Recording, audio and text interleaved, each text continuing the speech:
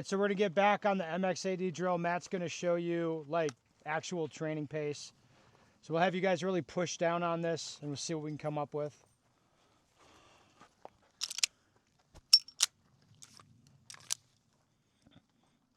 Right, so I'm trying to string all these components together, max aggression.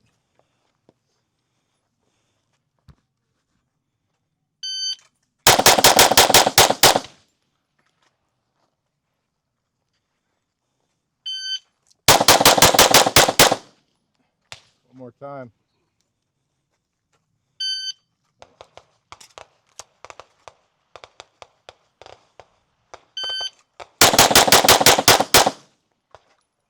Right, so that second one, right, I feel, or the last one, I feel like I'm trying to leave that target before I'm done with it.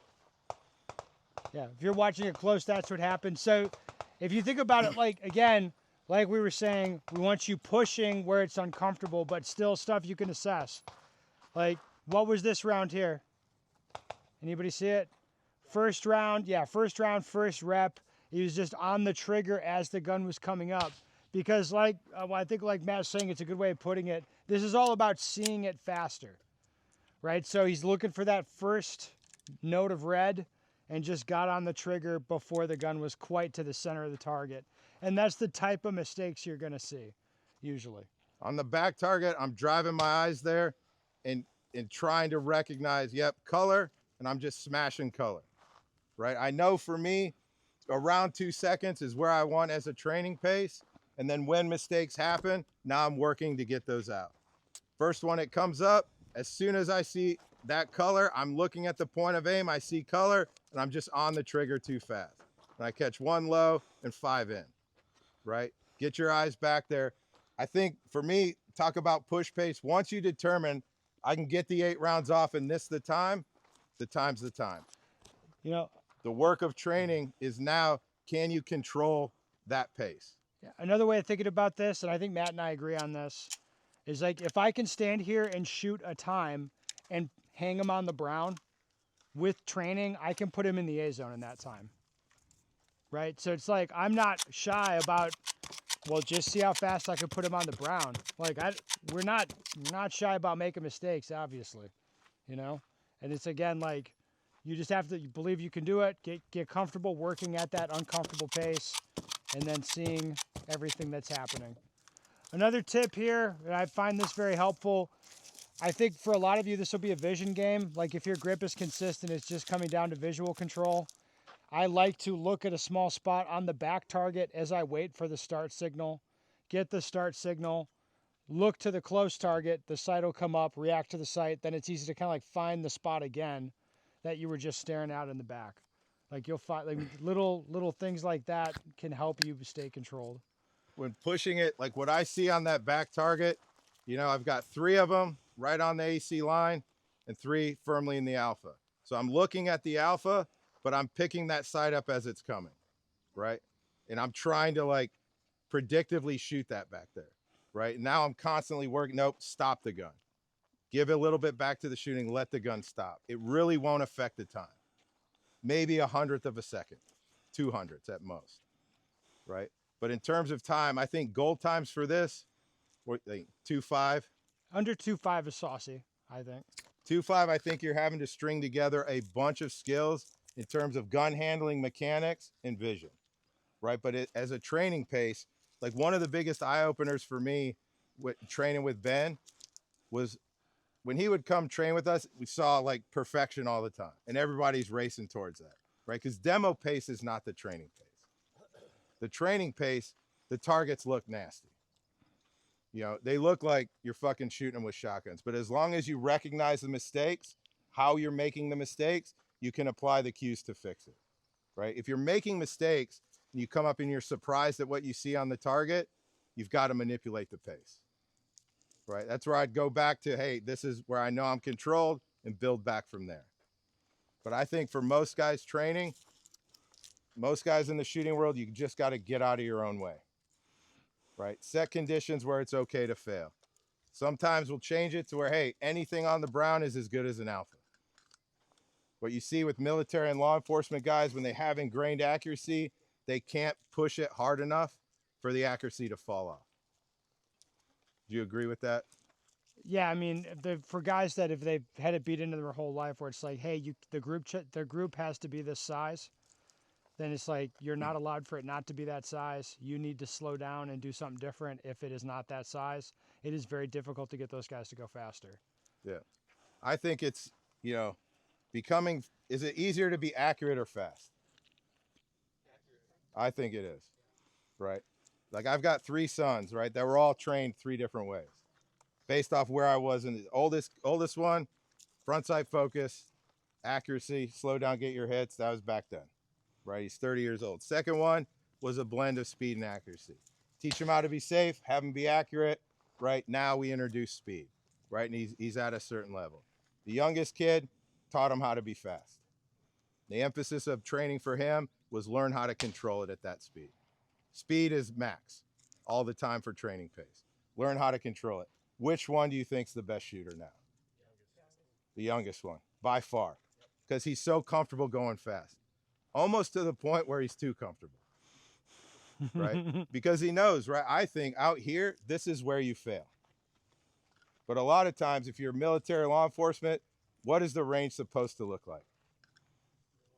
Perfection, right? If you leave the range where you have a fist-sized group in your target, you just proved to yourself that you're really good at doing exactly what you want to do. In that business, though, there's always this variable that doesn't let you do that, right? So speed, we have to pay attention to the speed of it, right? Learn how to be fast, then learn how to control it, right? Because where you'll see when guys are putting a lot of emphasis into the performance side of it, that's when mistakes happen, right? Would you ever take your car to a mechanic when it was running perfectly? No, you've got to break it to know what needs to be fixed. And that's all we're doing with this, with pushing. It seems like it's reckless. I promise it's not. Yeah, I mean, I can back this up. When I was learning to shoot, and I was teaching myself because I didn't have anyone to teach me, I was like, oh, 2-second bill drill. So draw the gun and shoot, do 2 seconds, supposed to do the thing. The first thing I did was learn to get 6 rounds out of the gun in the time that it needed to be. And I wasn't disregarding accuracy entirely, but it's like, let's just get them out of the gun at that pace. And then it was like, put them on the target. And then it was like, do that and just make them go in the A zone, like make sure the grip is consistent and everything. How many training days do you think it took me to do it in 2 seconds and get the A's? What? Yeah, it was like a day. It was like right away. When you approach it with that mentality where it's okay to fuck up, like you learn really fast. If I'd done this, they have to be A's, then it's like, okay, go faster. And then it's like, oh, it's not perfect. Oh, you got to slow down now.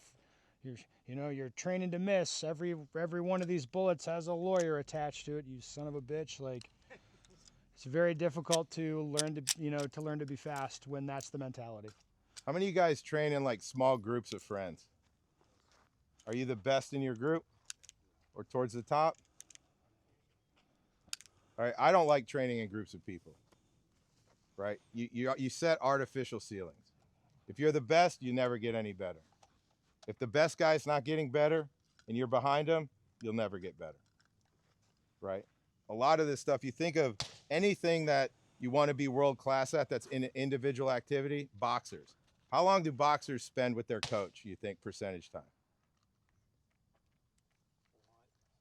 No, it's like 10%. Coach pays attention to him when he's sparring. Everything else is done in isolation. Once he knows how to drill, you hit the heavy bag by yourself. You hit the focus bag by yourself. You run by yourself. When you get in the ring and you tie it all together, then the coach gives you cues, right? And I think, like, Ben's a perfect example of it. Training in isolation, sometimes there's no ceiling. You can have arbitrary standards. Like, I don't like the standards rule. They're goals. 2-second bill is a goal. Right? Guys will see really quickly you can start beating that, fucking move on to something else. Well, I mean, think about where you want to go in shooting. And then think about the guys you see. So if you shoot competitively, for example, guys, back me up on this, 90% of the characters at your club, if you watch them for 5 years, nothing changes. Is that fair to say? Yeah. They're just the same place they were 5 years ago. Nothing is. Do you want to emulate anything that fucking dude is doing? No. Other guys, they come in, they're new, they have a lot of energy, they're training really hard, they're not really paying attention to that standard, and like very quickly they will be top 10% in their club like inside of a year, just because they're working at it, they're trying to get better, and they're wisely ignoring the people that are just kind of like right here. So it's again like what you view as your goal, what you view as the standard is really important. That's where I think, you know, the social media, there's a lot of good information on social media for training. There's also a lot of bad information, right? Right. I try to be the guy putting out the bad information and the drama. It's You know, awesome. you want to, you know, progress at your own. Everyone's at this journey at a different point, right? Don't look at like, oh, that's the goal, that's the standard. If that's the standard, you meet it, then where do you go? Usually stay right there, right? Yeah, meeting the standard. No, it's just goals. It's wickets meant to be passed and keep going. And a lot of that stuff, you've got to ignore all the noise and focus on where you want to go and how you want to shoot. I think Gabe White says it the best, like when he's training, shoot the way you want to shoot, not the way you know you can. And learn from that.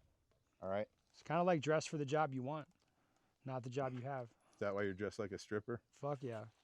All right. That is the job I want. That'd be so much better. All right, let's get everyone up. Or the first So- relay,